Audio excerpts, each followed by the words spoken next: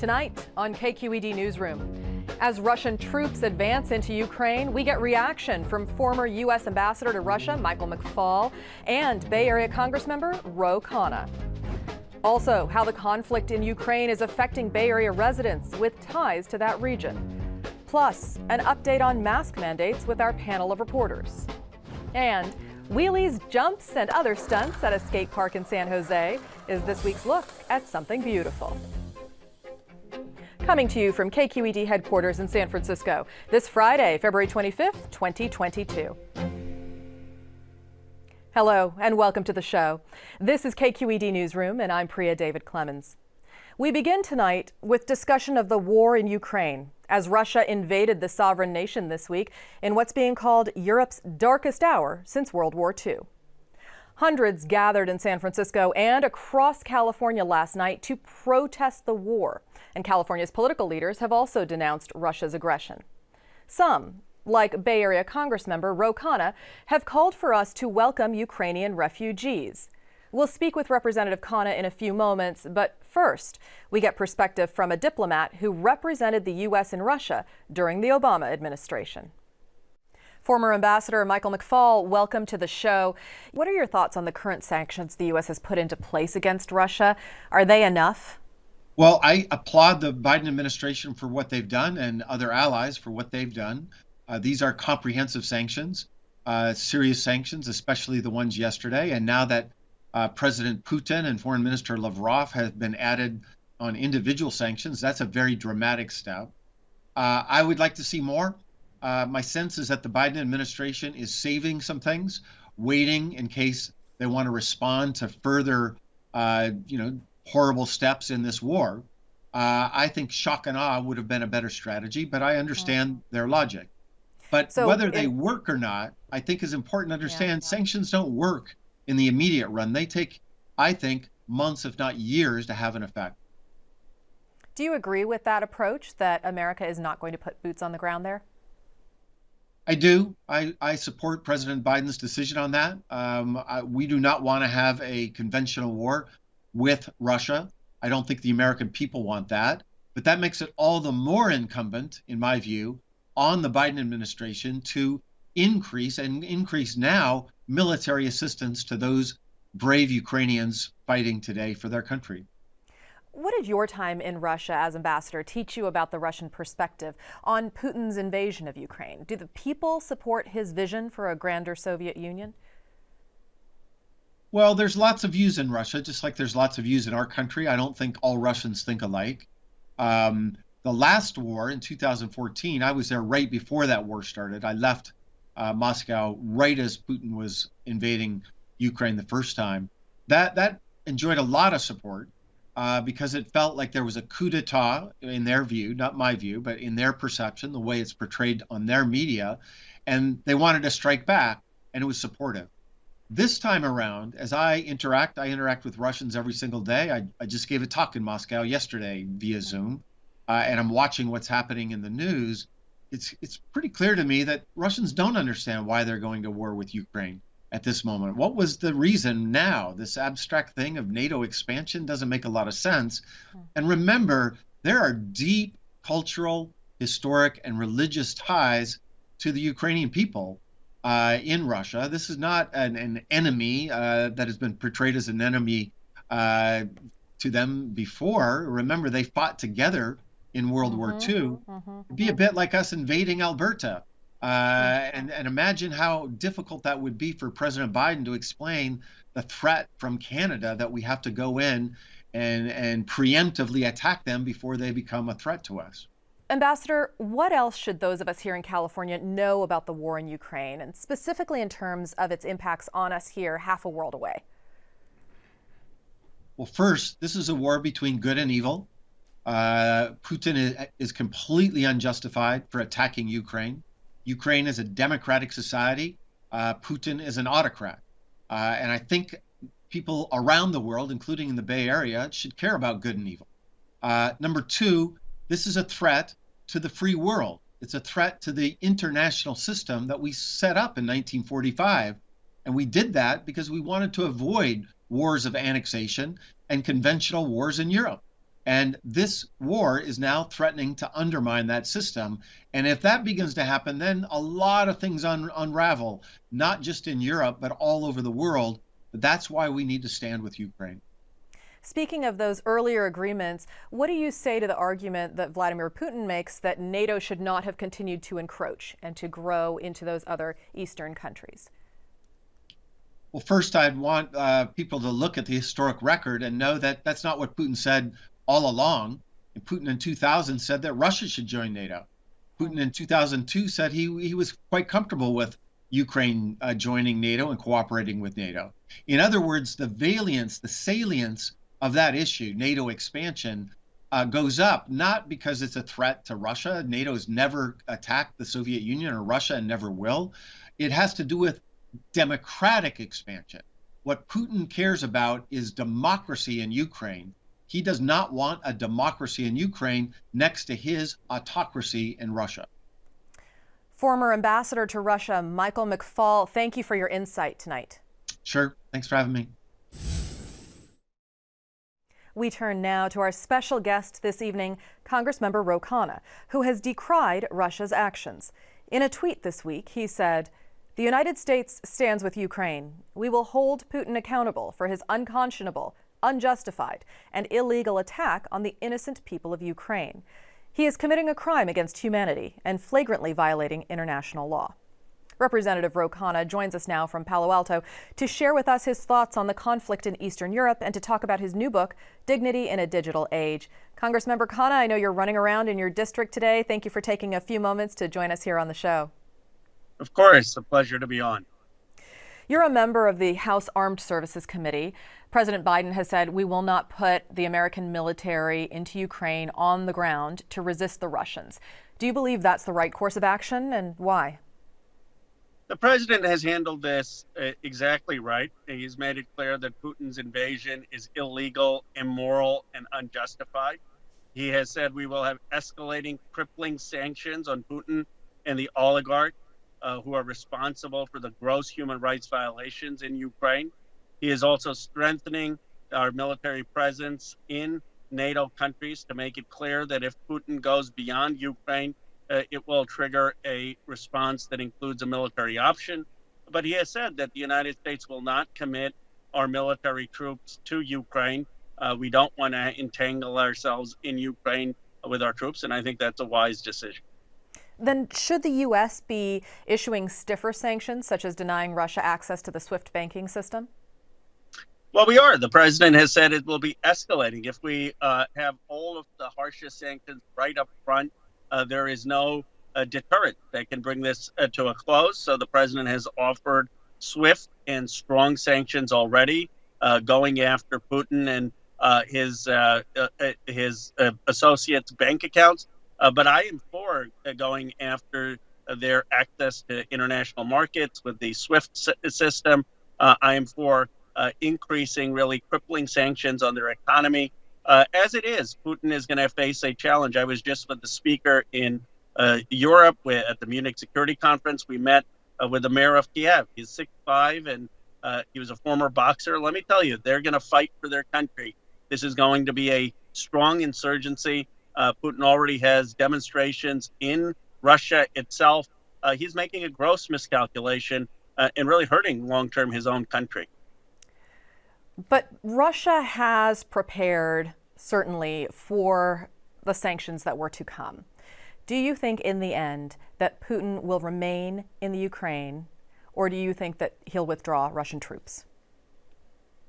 Well, there's no way of predicting what Putin is going to do. He's not a rational actor.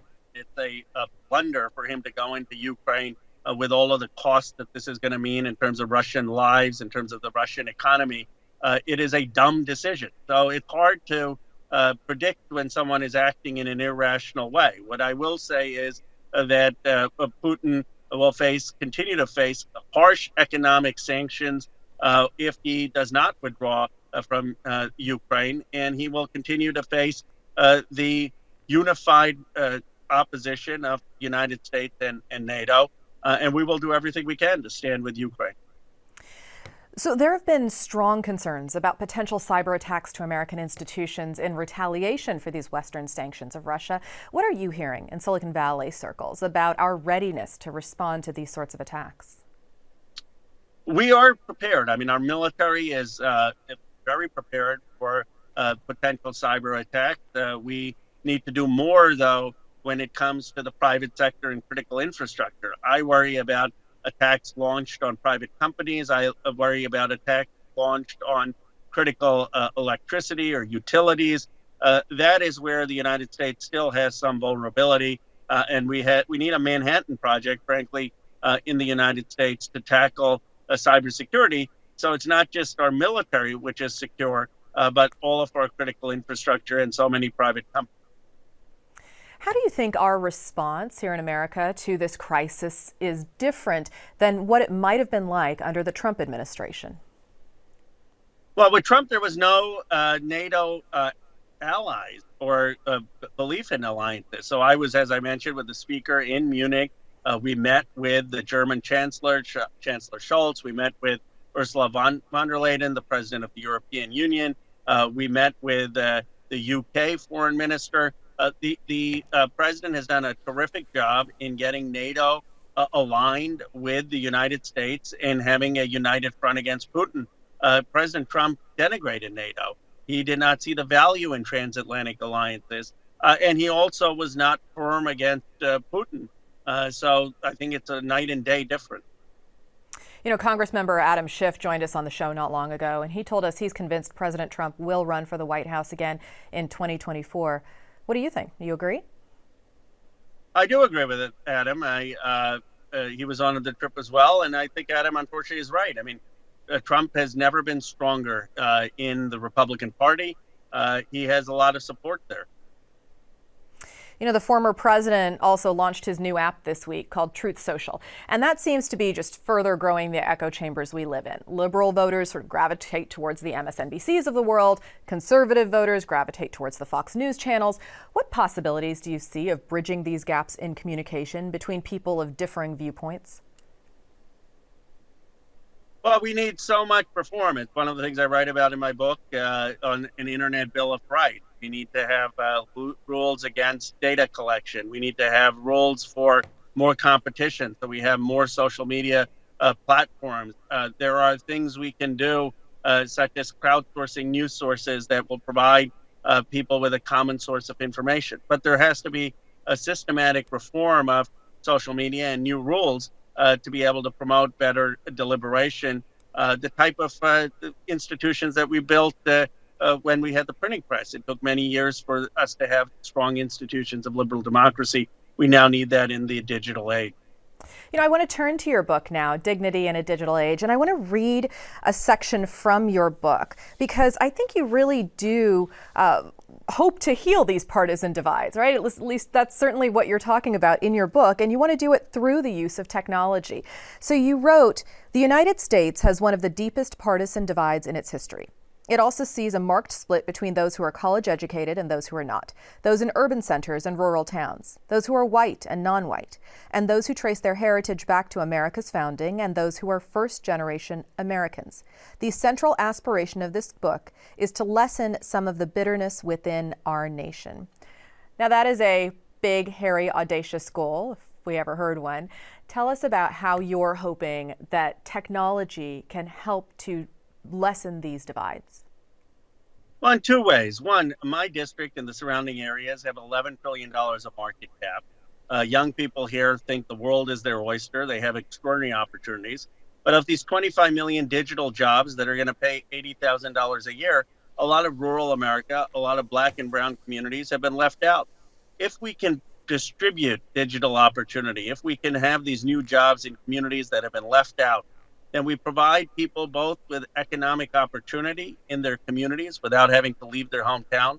And we create opportunities for joint work so that someone in the Bay Area is working with someone in rural Iowa or rural West Virginia and working with people of different races and genders towards common prosperity. I think that will help lessen some of the divisions. And then I talk about reform that we need in terms of surveillance capitalism online and in terms of some of the misinformation online to improve the digital forums for democracy. You talk about being a better digital citizen. What does that look like? Well, one, we need to give people more opportunity to be empowered, to have a voice. Right now, if you go on social media and you want to retweet something or sound off on Twitter or Facebook, it's often because you feel disconnected from your government. And I believe let's have congressional bills online so people can actually participate in the process of legislation. Let's have town halls online that can have people of different backgrounds and voices participating in a civil way. The modern town halls of the 21st century. There has not been enough thought online about creating deliberative forums that are analog to the town halls of previous times, and that's what we need to do so that people feel empowered to be citizens in the modern democracy. And finally, Congressmember, in the last minute we have here, we ask our viewers if they had any questions for you, and a few of them focused on healthcare. Specifically, one of them asked, why won't you force a vote on Medicare for all? And several people chimed in saying they wanted to hear the answer to that too. So, Congressmember, please respond. Well, I love that passion. I'm a huge supporter of Medicare for all. It is long overdue. It provides everyone from the day they're born with health care. That should be a basic right. It would lower costs in our country. It would provide relief to entrepreneurs and small business owners. But to force a vote requires us to get the Speaker and committee chairs on board with it. I am for that. I would love to see that happen. I have advocated for that vote. I don't have the power to set the agenda, that the decision that the Speaker has, but I will continue to organize to ask for that vote, and I certainly support a Medicare for all. Congressmember Ro Khanna, thank you for taking the time to be with us tonight. Thank you so much. As we've been discussing, Russian President Vladimir Putin's invasion of Ukraine has met with worldwide condemnation. It's also sending shockwaves throughout California, where the conflict is already impacting several companies and many residents. The conflict has also led to a rise in the price of crude oil, which topped $105 a barrel on Thursday and has already led to soaring gas prices here in California. Joining me now are KQED politics and government reporter Guy Marzorati and senior editor of KQED's Silicon Valley News Desk, Rachel Myrow. Hello and welcome to both of you. Thanks for being here. Thanks for having us. Yeah. So, Rachel, I want to talk with you first about these California companies. There are several of them here in California that have ties to the Ukraine, and that they have several hundred workers who are there. What are you hearing? You've been talking with some of those companies this week. Big and small. I mean, Google, Snap, Oracle, but also a lot of little companies. Many of them name brand. Grammarly, for instance, started by Ukrainians. Really? So, you know, there's a lot of educated, relatively cheap labor in Eastern Europe. And this has been the case for years, that Silicon Valley has been enmeshed in a positive sense with thousands of employees living and working in the Eastern Bloc. Are you hearing anything from those companies about their concerns for their employees overseas? Are they working to try to extract them, to get them to the United States, even though they are Ukrainians? The discussion has definitely moved in that direction for all kinds of companies. Many people I talked to were not willing to get into much detail about their Ukrainian workforces, primarily out of concern for their safety. It's reached that point. So the folks that were willing to talk to me typically ran small businesses themselves, and they were the ones who were telling me, you know, like, yes, we're talking about how to move our employees and their families to Western Ukraine, to Poland, maybe even have them come here to Silicon Valley, to the San Francisco Bay Area. Hard decisions to make. Okay, thank you. Guy, you were just at a press conference with Speaker Pelosi and Congressmember Barbara Lee. It was supposed to be about semiconductors, but everything has gone a little bit sideways this week. They made some comments about the situation, the war in Ukraine. Right, and I think they joined in with a lot of, Congress members from our region, from Northern California, really condemning this invasion and applauding the sanctions and the actions taken by President Biden. We saw tweets come in this week from Sacramento area Congressman Ami Bera, our local Congressmember Jackie Spear on the peninsula, basically, backing up the actions that the president had taken, condemning the attacks in Ukraine. I think what a lot of Congress members are thinking about right now is at what point do they get involved in the U.S.'s military response? You know, we've heard from some Republicans even today saying the act that President Biden took, sending thousands of troops into Germany, is something that he should have gone to Congress for. I caught up with Barbara Lee about this. She's in many ways the kind of Democratic conscience when it comes to the anti-war movement.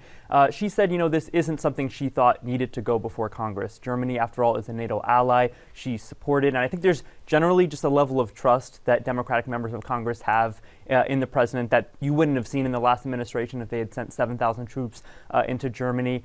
That being said, there's already action underway in the House along the lines of a lot of stuff that Rachel talked about, whether it's, you know, economic aid or refugee resettlement for all the folks who may have to end up in America. Let's go ahead and pull up one of those tweets right now and take a look at what Representative Jackie Speer had to say. She herself has talked about the experiences she's had in the past. She wrote, "My prayers are with the people of Ukraine. Make no mistake, Putin orchestrated this bloodbath and he must pay. This is a clear violation of every peace agreement Russia has ever signed. We must impose the severest sanctions and do so immediately." And I think that is a question for many is, are these sanctions severe enough? And what sort of blowback will there be from the sanctions? Rachel, when we started talking about the invasion and what could come of it, you immediately flagged the concern about cyber attacks here in the West in retaliation for sanctions. What are you hearing in Silicon Valley? Where does that concern stand right now? There's a lot of buzz in cybersecurity circles about bracing. Shields up is the phrase that I'm reading a lot of. And, you know, here's the thing. Targets like banks are likely to have already been hardened years ago because we've basically been in a kind of a Cold War with Russia's state-sponsored cyber terrorists probing for vulnerabilities in our systems. But, you know, local municipal government agencies, schools, rural hospitals, these are not hardened targets. And so there are a lot of professionals putting up advice on Twitter, urging people, you know, if this is the time to update your software on all of your devices if you haven't already, on your companies or your agencies, your organizations' devices if you haven't already, and, you know, urge everybody in your life just not to click on anything. All right. Representative Ro Khanna, who was just on the show before you, also had many of the same concerns about which targets could be hit and hit hard. Guy, let's turn to a different topic now, because there were a couple of new polls that came out this week. One of them in particular looked at parents' attitudes about vaccine mandates and masking for children in schools. Yeah, this was the Berkeley Institute of Governmental Studies survey that came out this week. And, you know, in the lead up to this, we've seen a lot of Democratic states move away from mask mandates, right? New Jersey, our neighbors in Oregon. And so I think the momentum was shifting in that direction. But I got to, you know, be honest, the results of this poll were a little surprising. 65% of California voters saying they want to continue seeing mask mandates in schools. There was wide support, you know, among parents and also people who don't have kids in schools. Certainly a partisan divide in that regard. The poll also asked about vaccine mandates, whether, you know, the state legislature should move towards requiring vaccines for COVID-19 in schools. Also wide support for that. I would say dig a little deeper into those numbers. There's a little bit more of a chasm between parents who may have some concerns that the margin goes down a bit when you just look at parents responding to the poll. And I got to say, this poll did not bring up the issue of personal belief exemptions, which is really, I think, where you're going to see this fight get really contentious in the legislature. Should they get rid of a personal belief exemption for the COVID-19 vaccine when it does become approved for school-age kids? This is all leading towards an announcement we're expecting from Governor Gavin Newsom next week about the direction of mask mandates in school in California.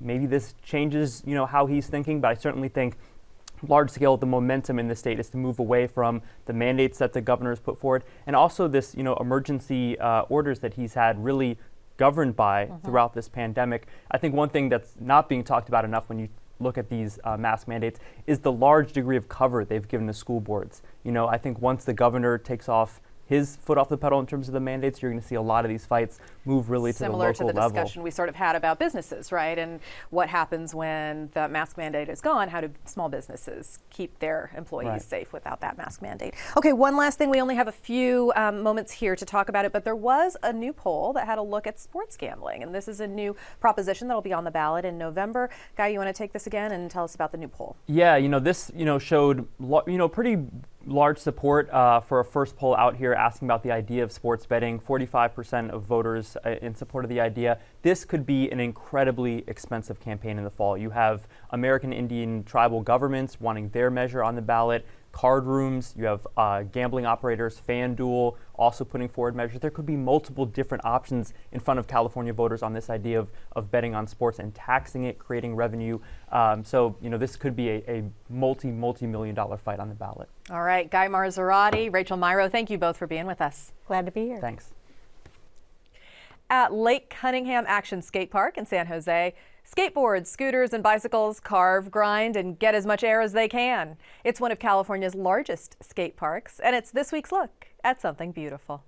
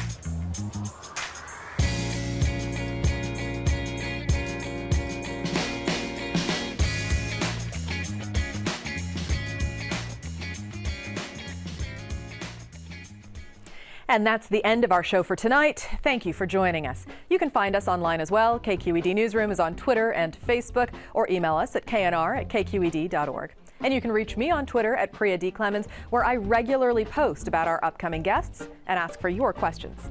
We'll see you right back here next Friday night. Have a great weekend.